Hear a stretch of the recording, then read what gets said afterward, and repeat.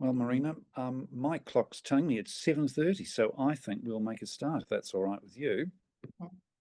So may I say good evening and welcome to tonight's session of the Story Circle. My name's Grant Mangin and I'm one of your hosts for this online book club with a difference. The Story Circle gives you the opportunity to hear directly from an author and ask questions about their books and writing. Now, a quick piece of housekeeping before we get underway tonight. If you haven't already muted your microphones, would you please do so right now? Thank you. Tonight's special guest is author Marina de Vries, who last month launched her historical novel, The Golden Lotus Necklace. Marina's book is the first in a trilogy of historical fiction books based upon her family's story across 3 generations and 3 continents. Welcome, Marina. It's a pleasure to be able to ask you to share the backstory of your book with our online community. I'd like to start tonight's discussion by going back to the very beginning, the very, very beginning of your writing journey. What first made you realize that you had a story, a family story that needed to be told? In the 1970s, like many people in the room tonight, we watched Tenko, the miniseries, the Australian miniseries that was on television. I think it was the late 1970s or maybe the early 1980s. And that's when I found out that my father had been in a similar concentration camp to what was being portrayed on Tenko. As a child, that was just information. But as I came into my teenage years, I became more and more interested in my family story. I grew up with my maternal grandparents and missing paternal grandparents. When I was 3 years old, my paternal grandfather, who's part of the story, made his one trip to visit us in New Zealand. And I don't remember him and I don't remember the trip. When I was 19, he died, and I had no relationship with him. I knew nothing about his life or his story, and my father knew very little about his own story. The only person who knew anything about our family story was my auntie, who was between 8 and 12 when the story was created. So everything that I know has come from her memories, and I've had long conversations and visits to Australia over the years where I've been gleaning as much as I can from her and really pushing her to the limit of her memory. So at what point, while you were gathering up this information about your own family's history, did you start the transition from simply collecting information because you were interested to thinking, I think I could write about this. This might be something that I actually need to write about. Was there a particular moment, or what enabled that transition? So I was asked to speak at the Hiranui Refill Your Cup Day for Women in 2019, and I asked the organisers, what do you want me to speak about? One of them knew that I had a backstory, and she said, why don't you tell your family story? So I talked about my 2 grandmothers, the one I knew and the one I didn't know, and how they had shaped my life. And women came up to me afterwards and said, you need to write this, you need to write a story. And that was actually the turning point where I went from, I have a collection of journal notes where my family bits and bobs have been collated, to maybe I could write a story. So I began in 2019. So why did you choose historical fiction rather than simply writing this as a memoir or a biography or a more conventional family history? That's a really easy answer, Grant, because there wasn't enough information for it to be a memoir.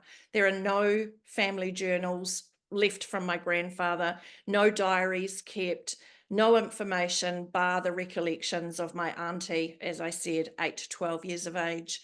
So there really wasn't enough information to create a story. There would have been big gaps. Readers would have been left without the information that they were looking for. I saw the only way that I could possibly create this story was to build it around some historical fiction. So I went searching for other people's diaries and other people's information so that I could find out more about my own story. So it definitely wasn't in the memoir department, ever. Well, that does lead us on then to the next, I suppose, important question, which is how much of the Golden Lotus necklace, and incidentally, is that the Golden Lotus necklace you are wearing? I've just been noticing it Yeah, sparkling before. It yeah, it is, isn't it? is. This is it, and I'll talk some more about that later on in the evening. I thought I'd wear Wonderful. it tonight for the It's conversation. yeah, sorry for that wee tangent. I just suddenly spotted it and thought, oh, it is, isn't it? Sorry. So my question was going to be then just in relation to your last comment about it, moving to historical fiction because of the gaps that you found in the historical record. How much then of the Golden Lotus necklace is actually based on true events, real people, real places? And where did your imagination have to sort of step in and plug the gaps? Well, I'm going to take a stab at 80% of it is true. There are two stories that run side by side, the front story and the back story. The story about my family is all true. The things that happened to them is all true.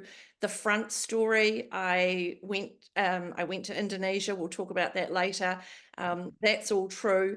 The bits and pieces that are made up is the thread that keeps the story going.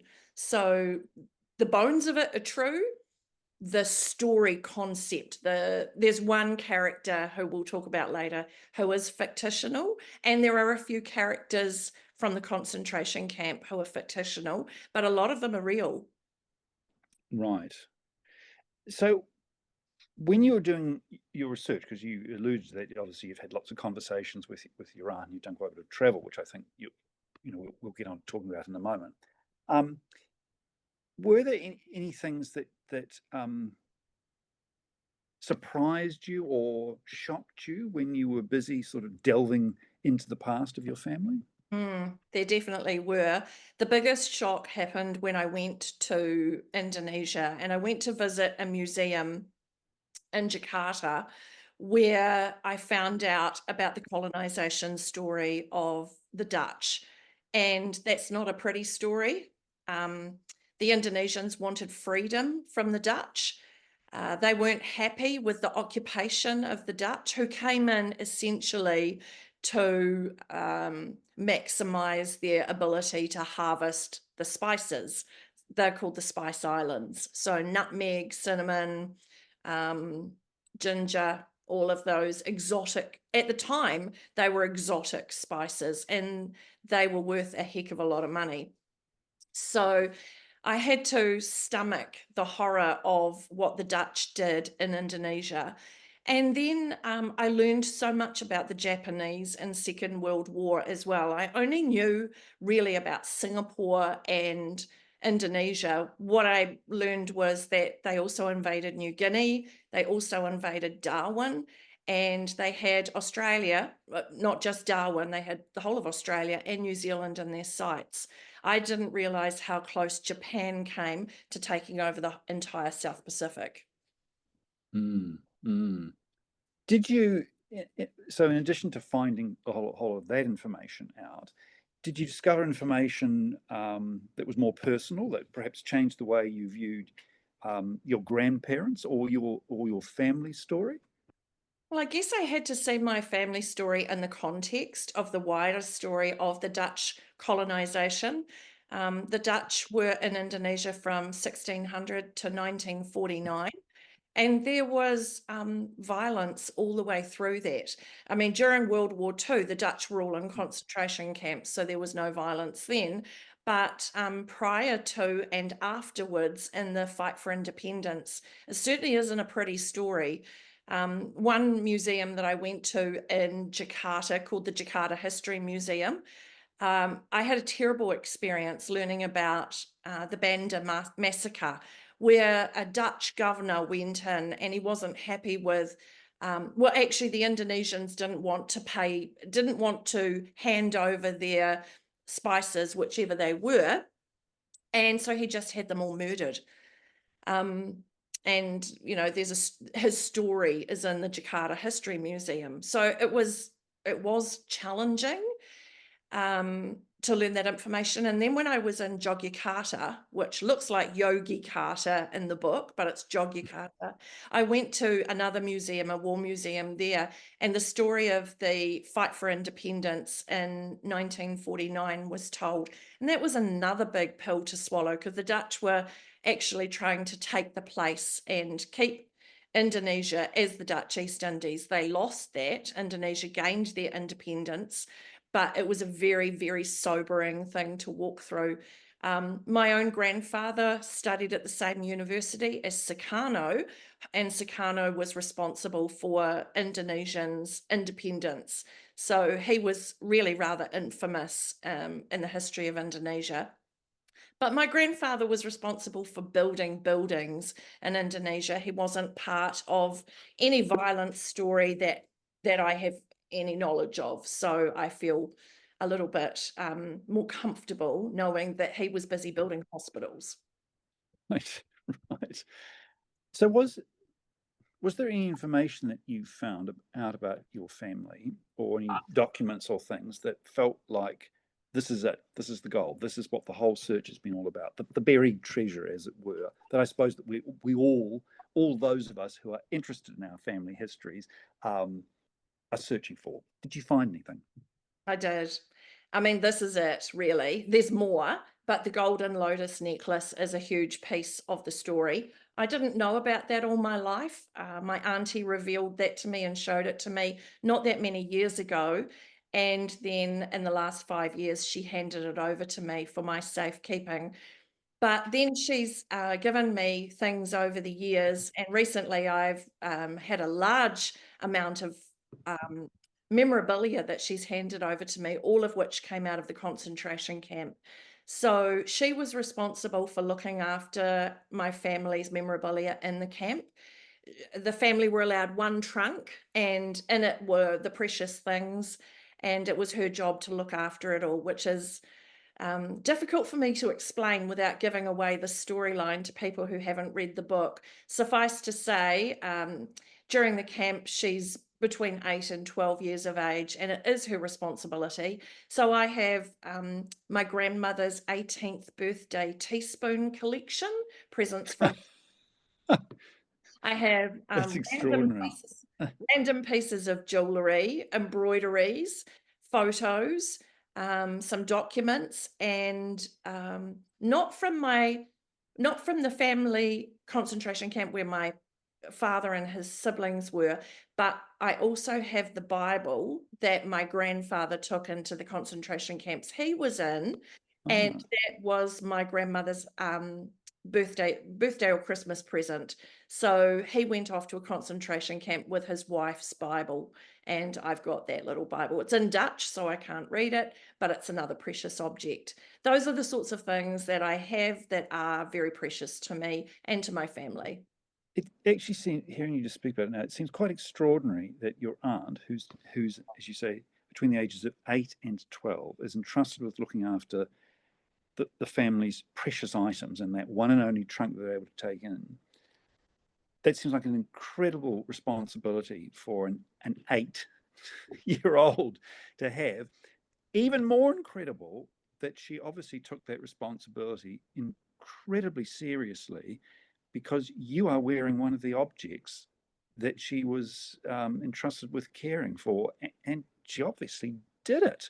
Now, I find that I've never been in an internment camp. I've got no idea what that would have been like, and I've only got limited memories of what I was like as an 8-year-old.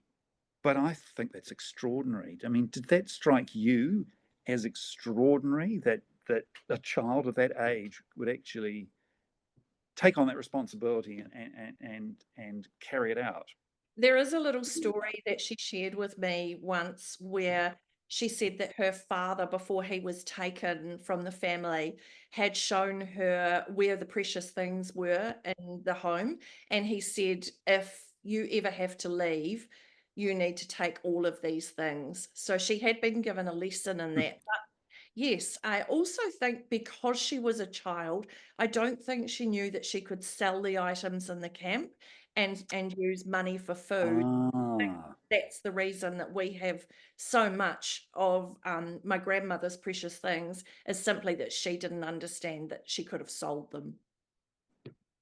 that's a fascinating insight. That really is. Um, I wonder now if we could talk a bit more about bringing the story to life. When you were writing, which character did you actually feel most connected to while you were writing, and why? Well, Ali, and she begins as Alcha in the story. That's the name that she's given. It is my auntie Ali, who is now 93 years of age and still living in Geelong, Australia. I felt the story through her because I'd heard the story from her. So she was a Hmm. very important character to me, and um, I felt a strong resonation. But also my grandmother, and her name is Comarina. I was named after her. Because I never knew her, I felt like I was getting to know her, and I was learning about her through the unraveling of her story. So it was like me meeting her through my own book, which was pretty special.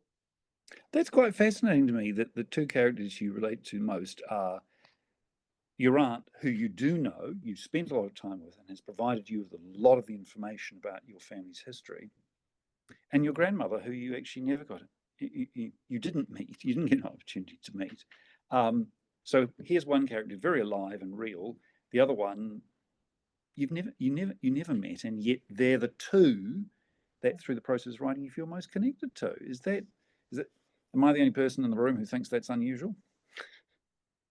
I think there's probably a sense that I really wanted to know my grandmother, and I wanted to know about her. So it was probably a bit of a vicarious thing where, even though I was the author of the story, I was super emotional and engaged in what I was writing, and I'd go back and read the chapters that I'd written, and felt like I was learning about her through my own words. It's quite hard to explain, but the entire writing of this book has been like therapy for me. Maybe we'll get on to that later. Um, I'm interested to know, how do you balance, because it's historical fiction that you're actually writing, but it is based on real events and real people.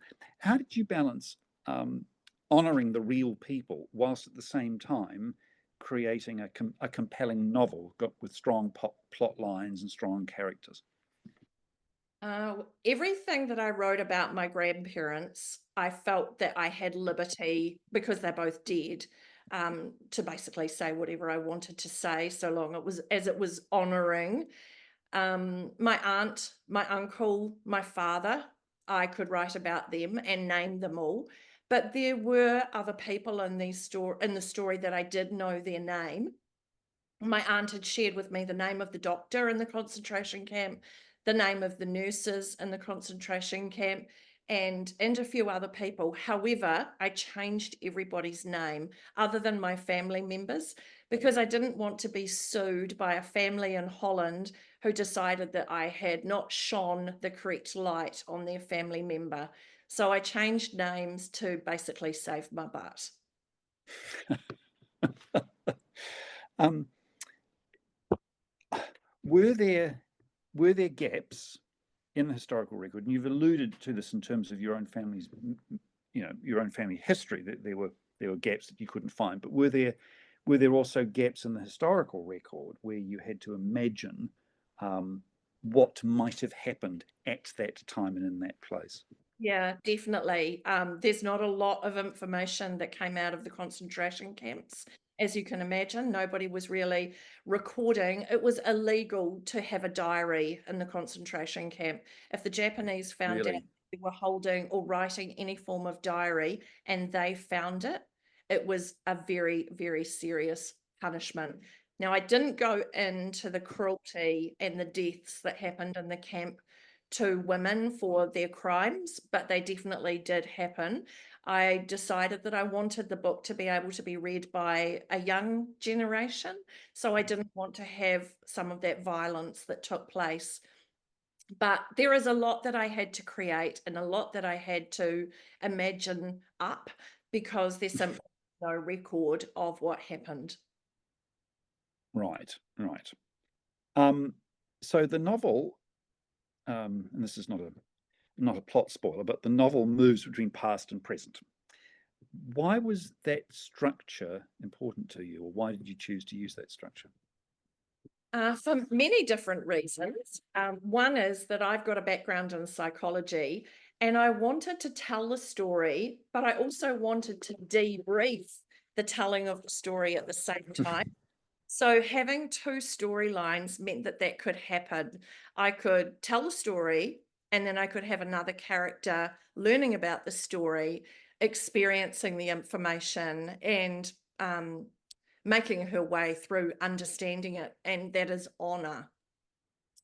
She's the guide to the past and she is interpreting her experience of the information so that the reader doesn't have to interpret it for themselves. Honor's basically dishing up her feelings, her experiences, and that helps the reader, I think, to see the storyline for what it is and how somebody else has experienced it. But also, when I went to Indonesia, I learned a lot about it. I saw it in a different light. I saw it in post-World War II, and it's a really beautiful country, and it's got a lot of beautiful things there. And I kind of wanted the front story to show in Java today. Right, right. And for that, obviously, you needed to have a person in the present actually going there and going to those places. And obviously, again, it's not giving anything away to say that Honor is going to research, is going there to discover her family history. So it's not as though she is a detached observer. She is obviously connected to the historical story as well. But I do agree with you. I do think that actually having the two, having her in the present, discovering things, thinking about them, understanding them, interpreting them, helps, because otherwise, if you're just reading a purely historical novel, then you've got to do all that work as the reader yourself, place things into context, interpret them, and try to understand what they actually mean. So if readers were to remember only one thing, just one thing about the Golden Lotus Necklace, what would you hope that that would be, Marina?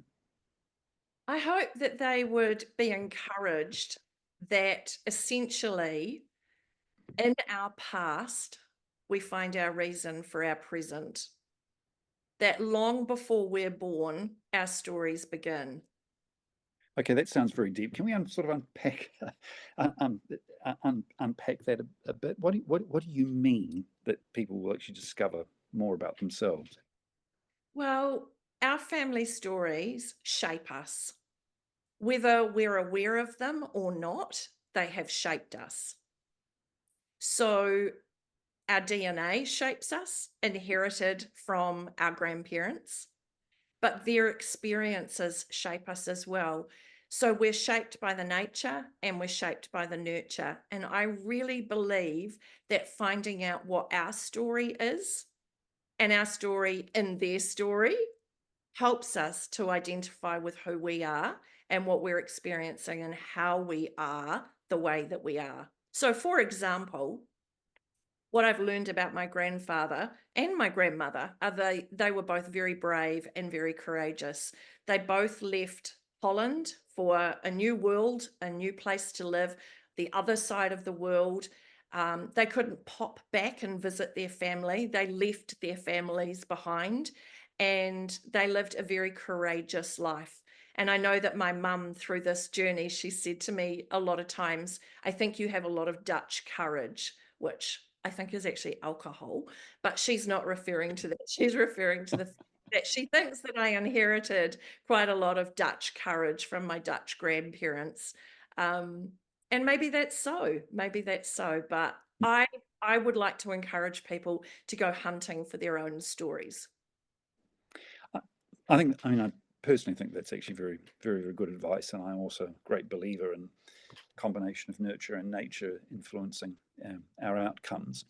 I'm interested in asking you a bit more about some of the scenes in the book that might have been kind of emotionally difficult to write. After all, part of it is set in an internment camp during World War II.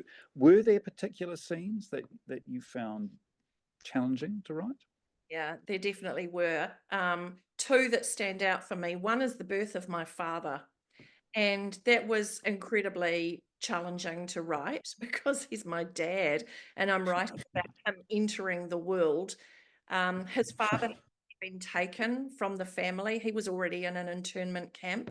So my grandmother was on her own with two children and she was about to give birth. So that was a very, very challenging time for her. And I had to, all my knowledge of birth comes from having had my own children. So I was essentially leaning into my memories of my own maternity scenes to write the story of my father coming into the world. So you can imagine that's quite a lot of stuff going on there. That was one scene. Really hard. The other scene that was very hard, I won't name it, suffice to say that it's a very, very sad part of the story. And the book ends at this point in the story. It's a scene that really I found terribly emotional. And it's written with a lot of emotion because it's a very, very sad scene in the concentration camp. So it deserves to have a lot of emotion in it. And I know that you have felt the emotion yourself as you've read it several times.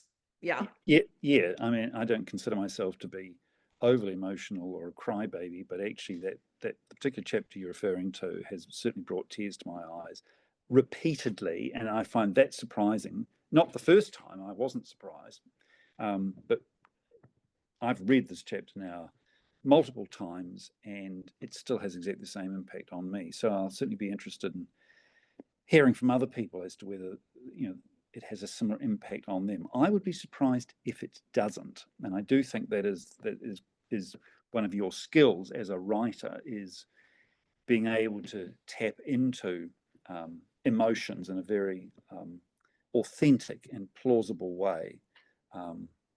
So yes, I can certainly understand why you would have found that emotion difficult to write. I find it quite emotionally challenging to read. Was there a particular moment in the story that actually has stayed with you, like long after you've written it? So we've talked about things that are difficult to write, but what about things that have kind of lingered, that even now actually are still there in your mind? There's one massive one, but it's a challenge for me to talk about it because I'm going to be unpacking it in book 2 and book 3. So the challenge is that if I share it here, then I'm kind of blowing my storyline out for book 2 and book 3. But I will this. I'm not going to ask you to do that. You do realize that I'm not going to ask you to do that. I was just interested in whether there was something in the book that actually, well, that's interesting then. If something's come out in the book which has actually been, I suppose, is it being almost the impetus for book 2 and 3 to kind of unpack that? Yeah, definitely. So it happens when Honor visits the war cemetery in Samarong. And the challenge for me, it's daily that it touches me. So it's not like just when I pick up my pen and start to write, it's actually with me all the time, just lingering in the back of my mind. And I think about it every single day. Wow. Okay. I might have to try and find a way to come back to this. But that does actually lead us on to the issue of next books, because you've just been talking about where book number 1 ends, and it ends during the Second World War. Second World War is not quite ended, and again, I don't think it's a plot spoiler for me to say that at the point the book ends, 3 of the characters are still children. So, will readers get to find out what happens to the children? Yeah, book 2 is definitely that storyline. So the World War II ended in Europe in May 1945. It ended in Indonesia in August 1945. The children were released from the camp in November 1945. So Wow, that was a long time to before. It's almost another 6 months. Good grief. yeah. And the reason for that was that the Indonesian rebels were seeing the Dutch release as their opportunity to gain retribution for what they wanted. So actually, a lot of Dutch people died at the end of the war. If they left the camps, which they were entitled to do, they had no protection. So the Japanese ended up having to protect the internees at the end of the war from the Indonesians, which was a bit of a twist. The Red Cross came in, military came in from Singapore, and the rescue story is a wonderful story. And I'm really glad that we didn't squash this into the book, because having a second book means that I can give good airtime to the Red Cross, the Gurkha soldiers that came in for the rescue mission, and really unpack what happened at the end of World War II.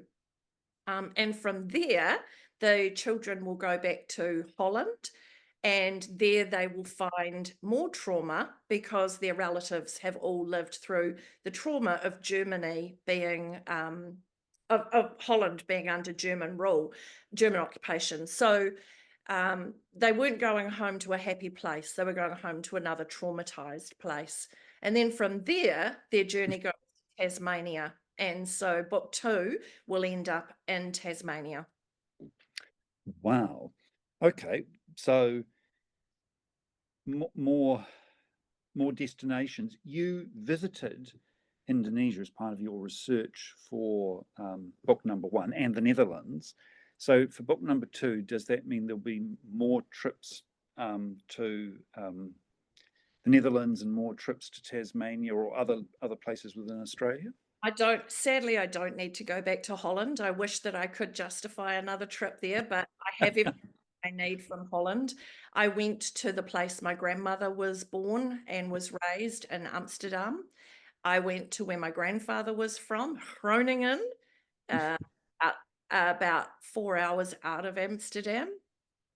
I went to Indonesia for 10 days, and in October this year, I'm going to Tasmania to do my research, because I want to see Tasmania as it was, well, find out about it from 1950s Tasmania.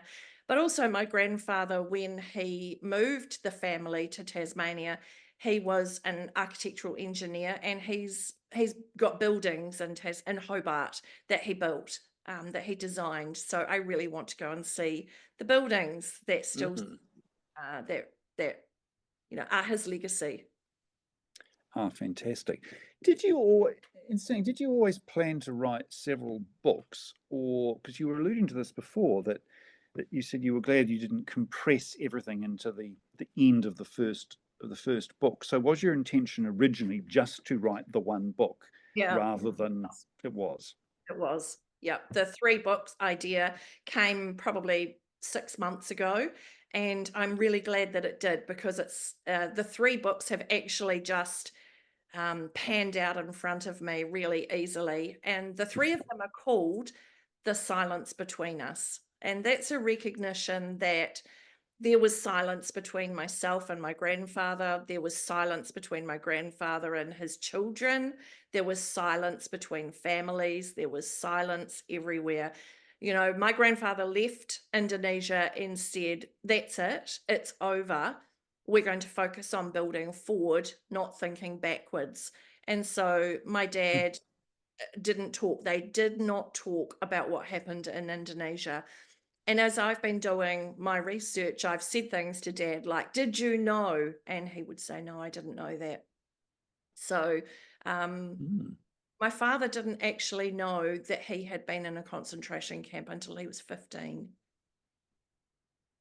Well, he was young though, wasn't he? I mean, we're talking very, very young. Yeah. But that's interesting, isn't it? Because I'm interested in the choice of title you've gone with there, The Silence Between Us, because your parents' generation are often referred to as the silent generation, aren't they? And I suppose there were probably a lot of people who survived the war and decided that the best way to cope with the trauma they went through was simply not to talk about it, just never mention it again, to just draw a line under it and just go, well, that was then, we're here now, we survived, that's the main thing, we're going forward, and we will never talk about this again. How much of a rarity, if we assume that is in fact the case, how much of a rarity is your aunt? Because she talks about it, doesn't she? And she's talked to you about it. Is she Yeah. quite exceptional in that? She is very exceptional. And she has never said to me, that's it, that's enough. I've told you everything. Don't ask me any more questions.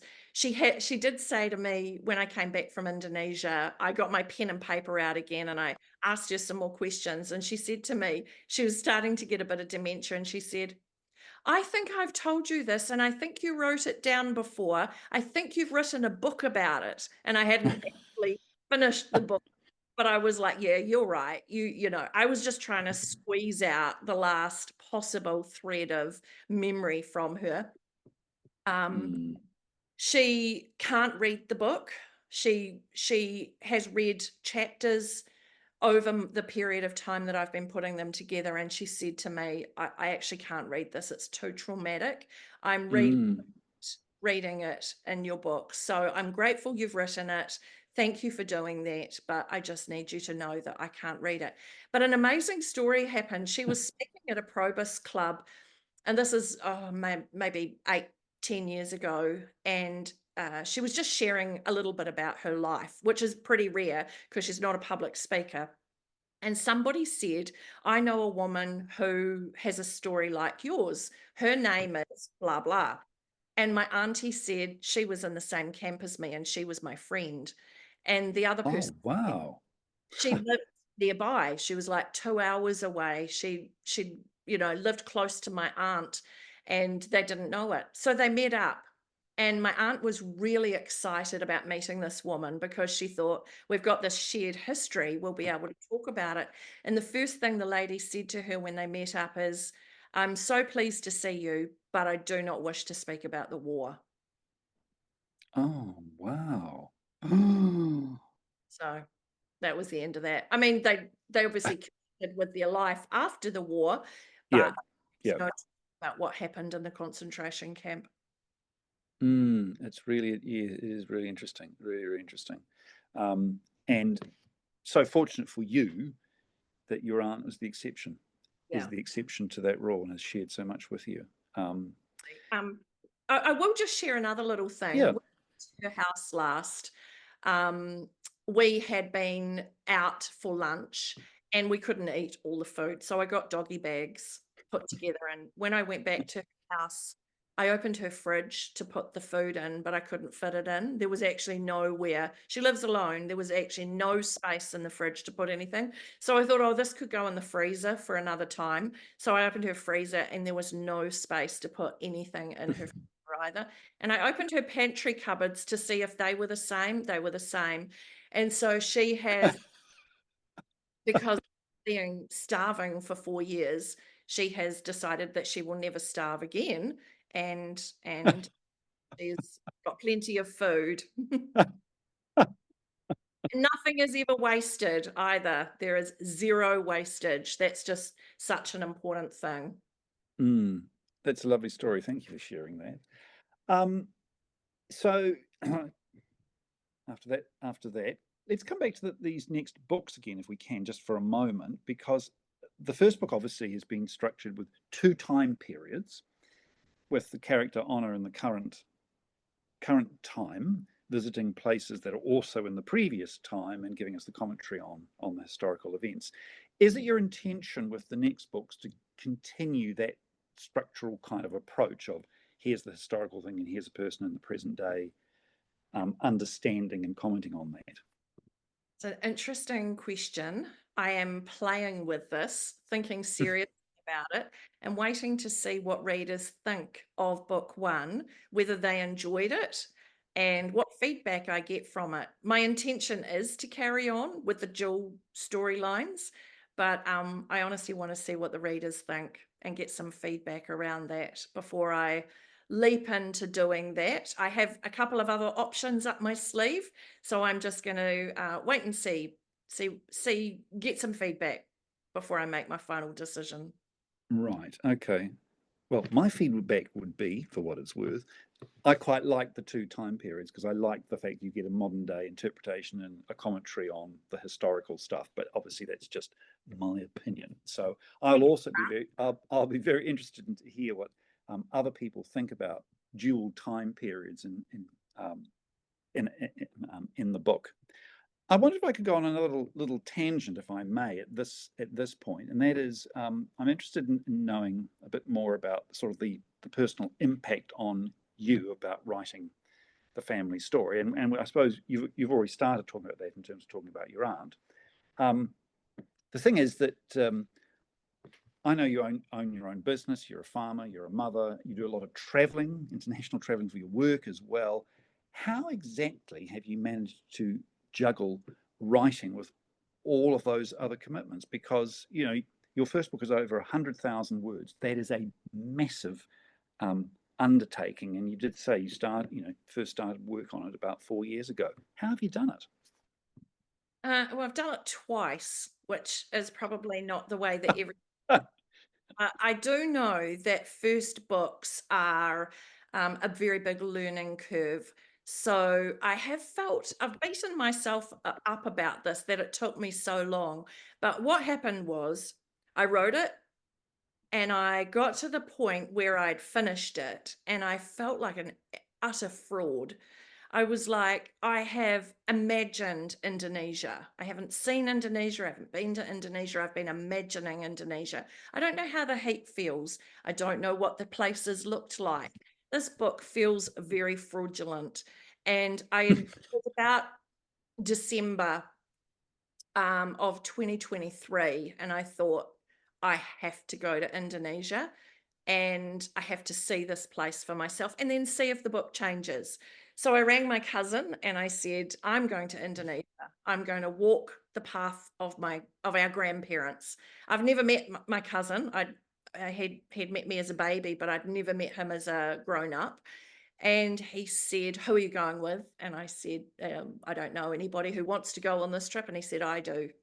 So we planned the trip. We planned everything we wanted to see. And in August 2024, we went to Indonesia and everything changed. I saw Indonesia. I went to the university where my grandfather was at. I went to the places where they lived. I went to the concentration camps. I visited them. I went to the war cemetery. I went to every place that's in the book. And when I got home, I started the book again. Literally, when you say started again, you literally went back to the beginning and Yeah, wrote it all again. completely different book. What happened to version number one? I have it. Yeah. It's going to be a piece of historical record of the bad book that preceded the good book. But yeah, I'm so glad that I did that. And I also went to Holland in 2025.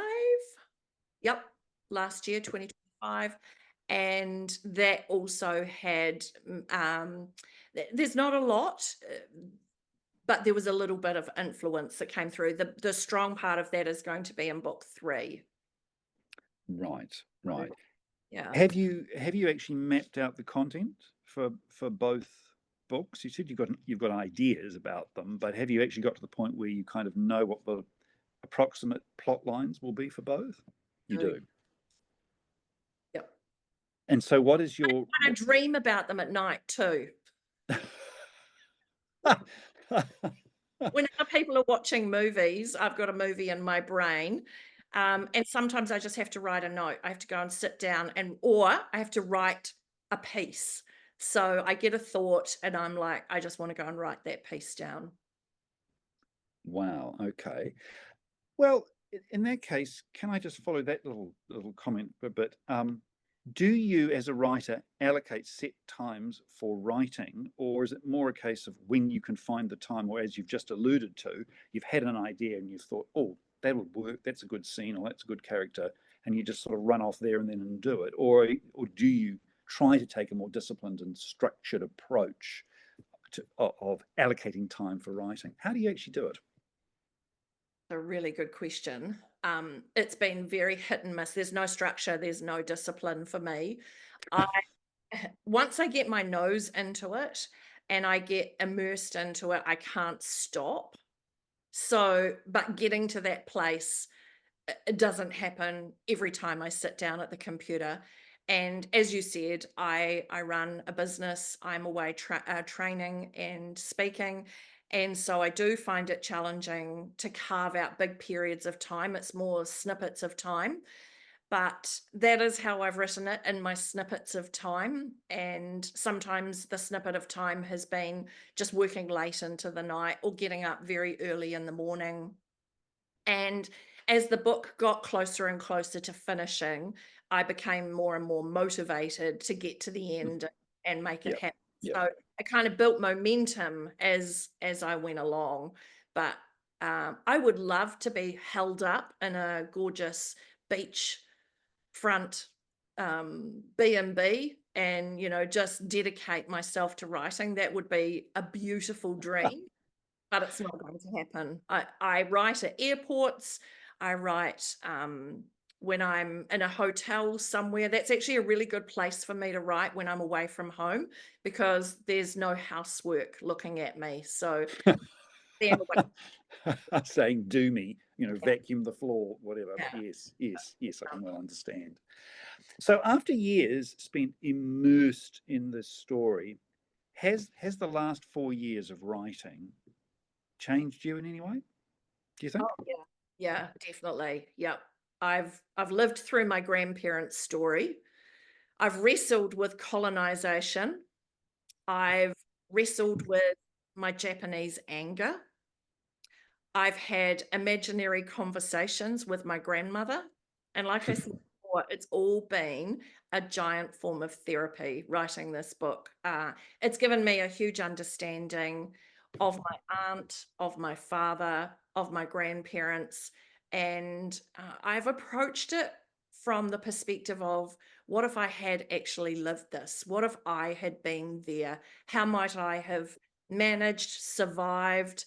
What might my resilience have been? So instead of just looking at this as somebody else's story, I've really wrestled with what if it was me, and what if I had been challenged with all of that. And one of the amazing things is that my grandfather came out without hatred for the Japanese. And he had all his teeth knocked out by the butt of a rifle, a Japanese rifle. Yet he bought Japanese cars and he bought Japanese cameras, and he had no Japanese um, well, I mean, there must have been something, but he never talked about it, but he had no problem. Whereas my New Zealand grandfather refused to buy anything Japanese because of what the Japanese did in World War II, yet he didn't experience any of it. So that's the weird little conundrum from my family. But I feel like I've been through an emotional roller coaster over the last 4 years, and I'm actually really relieved that it's out and it's done. It's such a wonderful feeling to have the book and have it completed. So yay. And thank you, Grant, because you are the editor of the book. Thank you for all that you did to help me on this journey, because it really has been a two-person journey along the way. Well, I think journeys are always more enjoyable when you have a companion, aren't they? I mean, you alluded to that, you know, Indonesia. They are. It's just more fun, really, more rewarding if you can share something with somebody else. So, what conversations do you hope this book might start around family history, war, resilience, and the whole concept of sort of inherited trauma? Are the conversations that you would like people to have as a consequence of reading your book? Well, I've got a very close friend who said to me the other day, my family have nothing, no story like this, nothing terrible happened. And I said, that's actually wonderful. I'm so delighted to hear that, because it's not fun when you have a traumatic story in your family.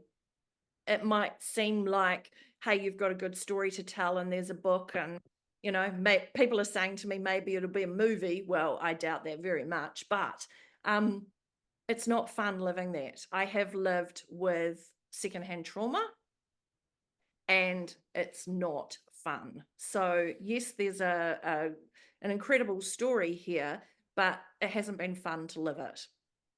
What I hope that people do is that they go hunting for what is their story. I'm not asking you to go hunting for trauma, just what is your story? What did your grandparents do? What did they contribute? What do you know about them? What do you not know about them?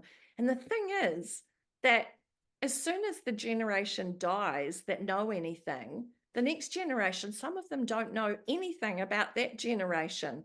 So now, I mean, my grandmother who lived in New Zealand died when I was 25. And I wasn't old enough at 25 to ask the questions that I needed to ask. And now I wish I could, dig her up and ask her some more questions. So the sad thing is that the age that we become fascinated with this is often too late for the information. Yes, I suppose that's a very good point. Actually, is that when you're young, as like child, teenager, young adult, family history is kind of no interest at all, and then you get married and you have a family and you've got lots of other responsibilities and constraints on your time. So you literally don't have the time, even if you're interested. And then it's finally only the point at which your children are off your hands and they've got their own lives that you suddenly think, oh, I've got the time now. I can do this. And as you say, but by that stage, you're lucky if your parents are still alive, let alone your grandparents. They've gone, and so unless your grandparents had lots of regular conversations with your parents, then your parents may not know the answers to those questions because maybe they never got around to asking them either. Yeah.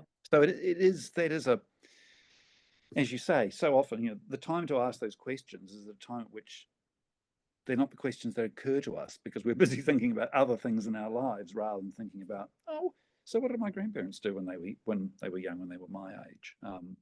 So,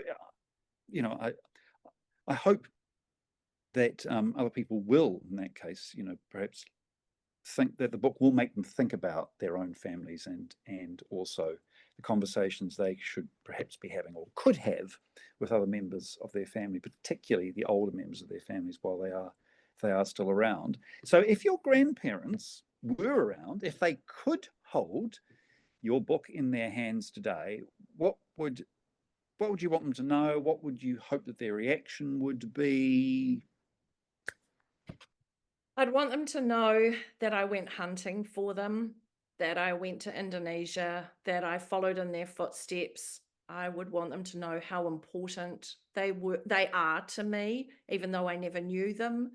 I hope that they would know that they were significant in my life and that I have honored them with a story about their life in order to find them for myself. It's a very nice thought. Finally, then,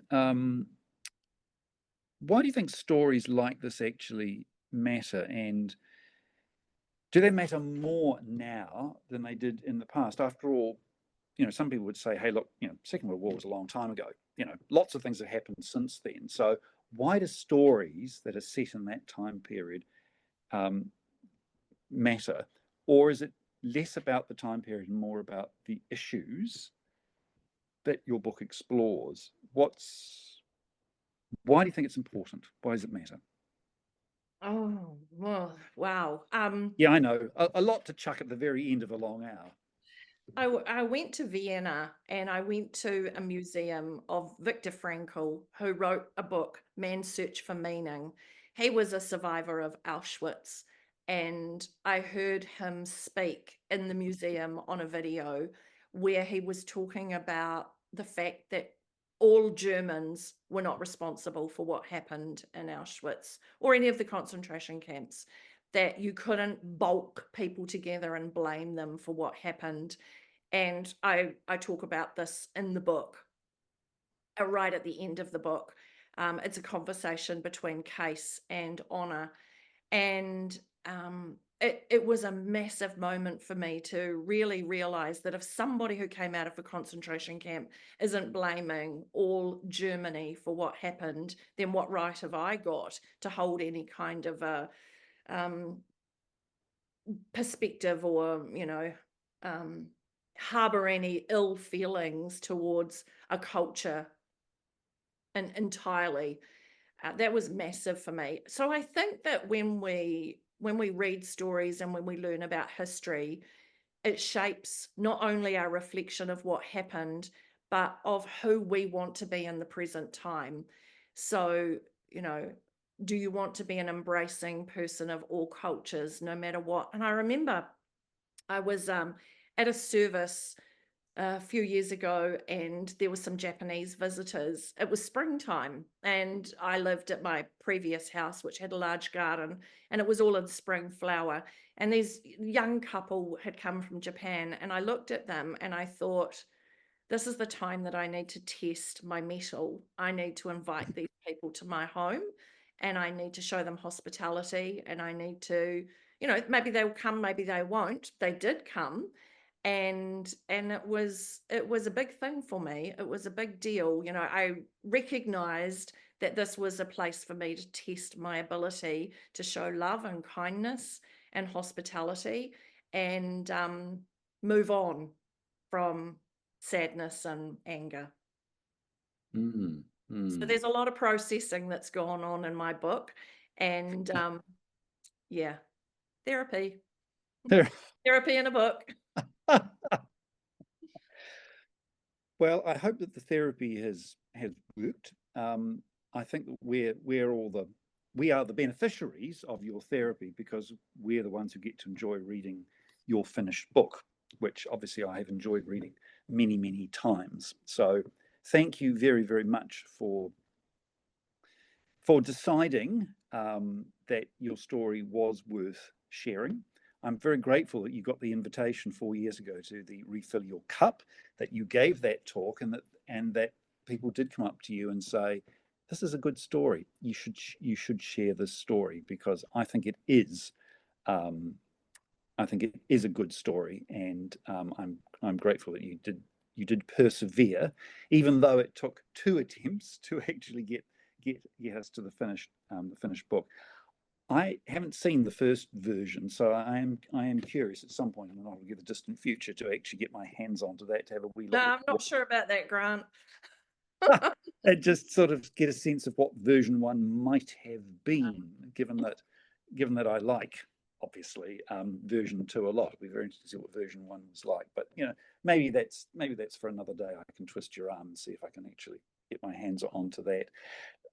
But look, thank you very, very much, Marina, for being so generous with your time and for sharing so much about your writing. Thank you very, very much. It's been fascinating to hear a bit more about the backstory, and as I say, things that I certainly didn't know that much about either. So thank you very much for that. And thank you to everyone who has joined us tonight for the Story Circle with our guest Marina de Vries. Now, our next session is in a fortnight's time. That's Sunday the 19th, once again at 7:30 p.m. And our guest speaker will actually be myself.